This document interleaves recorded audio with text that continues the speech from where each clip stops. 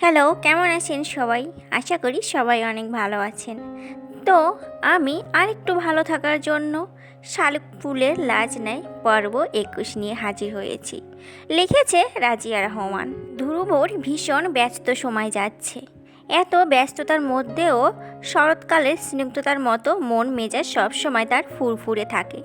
দিনের শুরু হয় প্রিয় মানুষের মুখ দেখে, আবার দিনের শেষও হয় প্রিয় মানুষের মুখ দেখে। ভোর রাতে উঠে আবার নিজের পড়াশোনা করে কিছুক্ষণ। প্রচুর ধকল যায় ধ্রুবর উপর দিয়ে।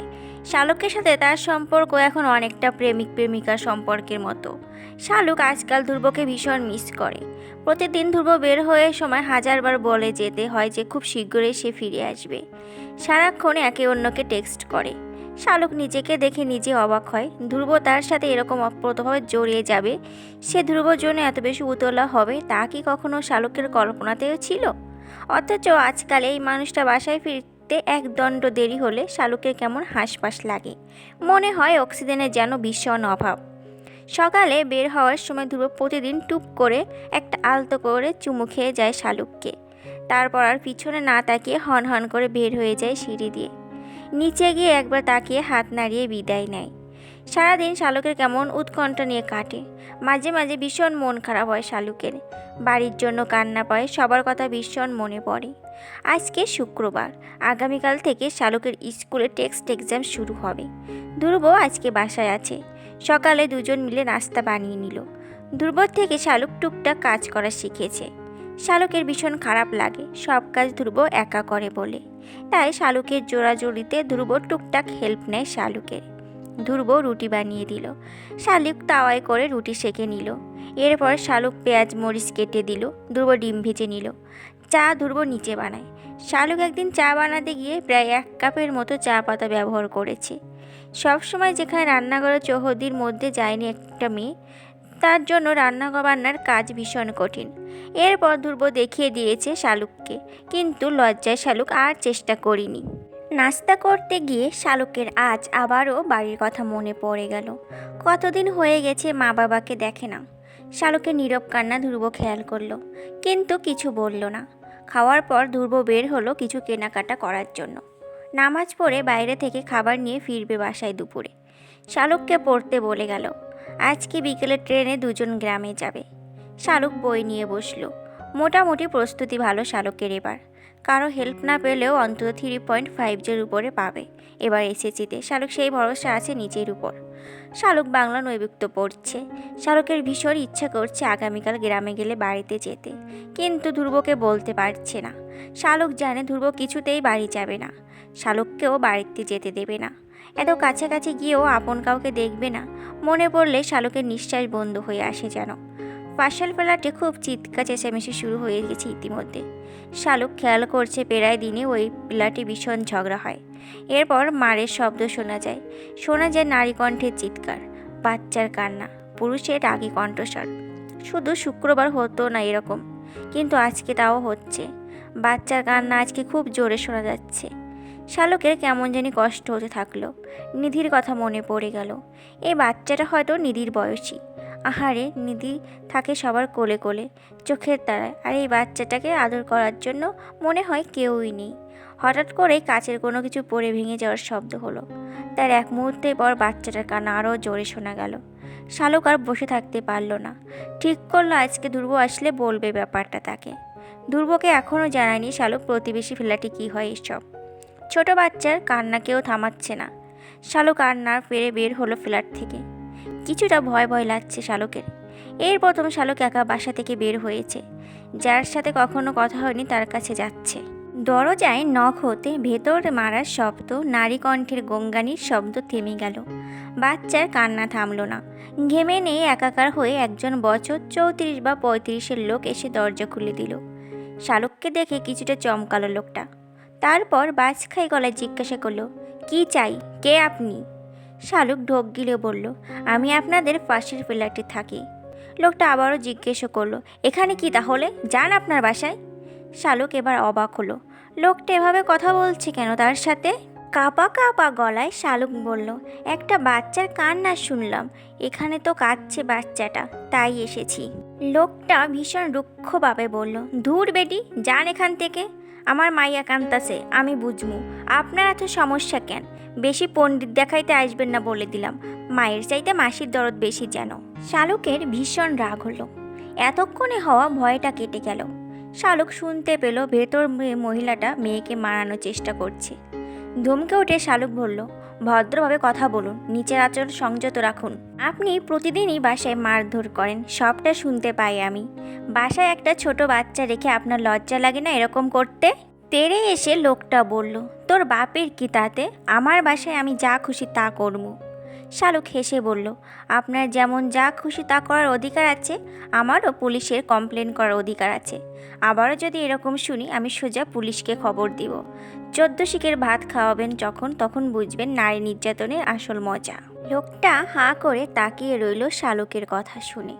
শালুক আর দাঁড়ালো না, নিজেদের বাসায় চলে গেল।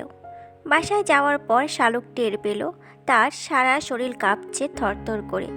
জীবনে এই প্রথম সে এরকম করে কারোর সাথে কথা বলেছে। গোছল করে নামাজ পড়ে নিল শালুক। ধ্রুব এলো কিছুক্ষণ পর, খাবার নিয়ে এলো। শালুকের মুখের দিকে তাকিয়ে জিজ্ঞেস করলো, কি হয়েছে তোর? শালুক চুপ করে রইল। শালুকের বিমর্ষ চেহারা ধ্রুবকে ভীষণ পীড়া দিতে লাগলো।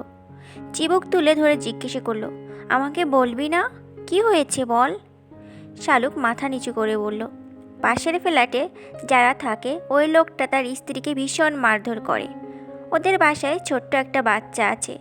ও মনে হয় জানে। আজকে বাচ্চাটার ভীষণ কান্নার শব্দ পেয়ে আমি গিয়েছিলাম আপনার কথা অমান্য করে।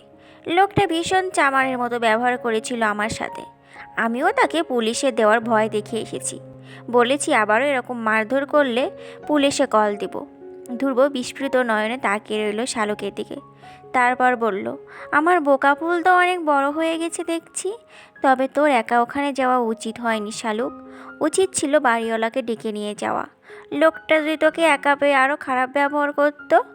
শালুক কিছুক্ষণ চুপ করে থেকে বলল, কোনো একদিন যদি আপনি ওই লোকের মতো ব্যবহার করেন আমার সাথে, আমি তাহলে মরেই যাব হয়তো। চেনা মানুষের অচেনা রূপ বড়ই কষ্ট দেয়। ধ্রুব শালুককে কাছে টেনে নিয়ে জড়িয়ে ধরে শালুকের মাথা নিজের বুকের উপর এনে রাখল। তারপর বলল, গাছের বুকে ফুল যেমন নিরাপদ থাকে শালুক, আমার বুকে তুইও তেমন নিরাপদে থাকবি শালুক। তোকে বউ করেছি নিজের রাজ্যে রানী করে রাখার জন্য। তোকে যদি কষ্ট দেই তবে সেটা আমার নিজেকে কষ্ট দেওয়া, নিজের সত্তাকে কষ্ট দেওয়া। নিজেকে নিজে কষ্ট দিয়ে আমি কিভাবে বাঁচবো বল? শালুক জবাব দিতে পারল না। খাবার পর ধ্রুব শালুকের ব্যাগ গুছিয়ে নিল। তারপর বাসার সব ময়লা বাহিরে ঝুড়িতে রেখে চুলা, লাইট, ফ্যান, টয়লেটের ট্যাপ সব কিছু ভালো করে দেখে দুজন বের হলো। ট্রেনের টিকিট কাটা আছে ধ্রুবর। শালুককে নিয়ে বের হলো কমলাপুর রেল স্টেশনের উদ্দেশ্যে। 2 ঘন্টা পর জ্যাম পেরিয়ে দুজনে কমলাপুর পৌঁছায়। ট্রেন এলো বিকেল 5:30টায়। শালুক বসলো জানালার পাশে। বুক কেমন ভারী হয়ে আছে শালুকের। ধ্রুব বলেছে শালুককে দিয়ে এসে চলে আসবে। ধ্রুবর একটা মেয়ে ফ্রেন্ডের বাসায় থেকে শালুক পরীক্ষা দেবে। একে তো বাবা মাকে দেখবে না, তার উপর ধ্রুব চলে আসবে। উপায় নেই ধ্রুবরও। নিজের চাকরি, 3টি টিউশনি এতদিন মিস দিতে পারবে না সে। সব মিলে শালুকের খুব খারাপ লাগছে। বাতাসে শালুকের চুল উড়ে আসছে ধ্রুবর মুখে। ব্যাগ থেকে একটা পাঞ্চ ক্লিপ বের করে ধ্রুব শালুকের চুলে লাগিয়ে দিল। শালুকের কাঁধ সমান চুল এখন 5-6 ইঞ্চি লম্বা হয়েছে। শালুক ধ্রুবর হাতে ধরে বসে আছে। একটা স্টেশন ট্রেন থামতে বাদাম নিয়ে এলো একটা লোক। ধ্রুব বাদাম কিনে নিল। তারপর বাদাম ভেঙে নিজেও খেতে লাগলো, শালুককেও খাওয়ালো। ঝিকঝিক শব্দে ট্রেন চলছে। শালুক একটা চাদর জড়িয়ে নিয়েছে গায়ে, ধ্রুবর গায়ে একটা হুডি। শীত পড়তে শুরু করেছে। সূর্যাস্ত দেখতে দেখতে শালুক যেতে লাগলো। আকাশের বুকে কেমন করে সূর্য হারিয়ে যাচ্ছে ধীরে ধীরে। শালুক আচমকা ধ্রুবকে বলল, এই সূর্যের মতো করে যদি আমি পারতাম আপনার বুকের ভেতর হারিয়ে যেতে। ধ্রুব ভীষণ অবাক লাগলো শালুকের কথা শুনে। শালুকের মাথা টেনে নিজের কাঁধের উপর রাখলো। তারপর বলল, আমি প্রমিস করছি শালুক, আল্লাহ যতদিন বাঁচিয়ে রাখে দুজন একসাথে থাকবো। আরেক স্টেশনে নেমে ধ্রুব রাতের খাবার জন্য বিরিয়ানি নিয়ে এলো। দুজনে খেয়ে শালুক ধ্রুবর কাঁধের উপর মাথা রেখেই ঘুমিয়ে পড়ল। রাত 11:30টায় ধ্রুবরা ট্রেন থেকে নামলো। তারপর রিকশায় উঠে বসলো। শালুকের 2 চোখে রাজ্যর ঘুম নেমেছে। রিকশা কোথায় যাচ্ছে শালুকের হুঁশ নেই। তার মাথায় ঘুরছে ধ্রুব তাকে নিয়ে এসে আবারও বাস ধরে চলে যাবে। যেটুকু সময় ধ্রুব আছে তার বুক দখল করে রাখবে শালুক। ঘুম থেকে জেগে শালুক চমকালো যখন দেখলো সে দাঁড়িয়ে আছে নিজেদের বাড়ির সামনে। হতভম্ব হয়ে শালুক চিৎকার করে উঠল। ততক্ষণে বাড়ির সদর দরজা খুলে দিয়েছে মতির মা। তারপর ভূত দেখার মতো চমকে সেও চিৎকার করে উঠল। কান্নাকাটি রোল পড়ে গেল হঠাৎ করেই। নিচে চেঁচামেচি শুনে আদনান এসে রুমের বাইরে দাঁড়ালো। বুকের ভেতর আবারও অনুভূতির এক ঝড় উঠল। শালুকের পাশে ধ্রুব দাঁড়িয়ে আছে। দুজনকে কেমন সুন্দর লাগছে দেখতে। ওই ধ্রুবর জায়গা তো তার দাঁড়িয়ে থাকার কথা ছিল। ধ্রুব দাদার সামনে গিয়ে বলল, দাদা, শালুকের টেস্ট পরীক্ষা আগামীকাল থেকে। আমি চাইলেই পারতাম শালুককে অন্যত্র থাকার ব্যবস্থা করতে, কিন্তু তাতে শালুকের ভীষণ কষ্ট হতো। এত কাছাকাছি থেকেও পরিবারের কাউকে সে দেখবে না, এই অভিমান, এই যন্ত্রণা আমার ছোট্ট শালুক সহ্য করতে পারতো না। আমি চাইনি শালুক কষ্ট পাক। আমাকে না বললেও আমি বুঝতে পারি তার বুকের ভেতর কেমন ছটপট করে বাড়ি আসার জন্য। যে কটা দিন ওর পরীক্ষা ও এই বাড়িতেই থাকবে। আমি আপনার উপর ভরসা করে শালুককে রেখে যাচ্ছি। সেদিন আপনার কথা আমি রেখেছি, আজ আপনি আমার অনুরোধ রাখবেন আশা করছি। আমার শালুকের যেন কোনো ক্ষতি না হয়। আমি যেভাবে তাকে রেখে যাচ্ছি আপনি সেভাবে আমার আমানত আবারও আমার হাতে তুলে দেবেন। শালুকে যদি বিন্দু পরিমাণ কোনো সমস্যা হয় তবে মনে রাখবেন দাদা, এ ধ্রুবর চাইতে নিষ্ঠুর এই পৃথিবীতে আর কেউ হবে না। আজ শালুক এই বাড়ির মেয়ে নয়, এই বাড়ির মেয়েকে আমি রেখে যাচ্ছি না। আজ আমি রেখে যাচ্ছি আমার স্ত্রীকে, আমার অর্ধাঙ্গিনীকে।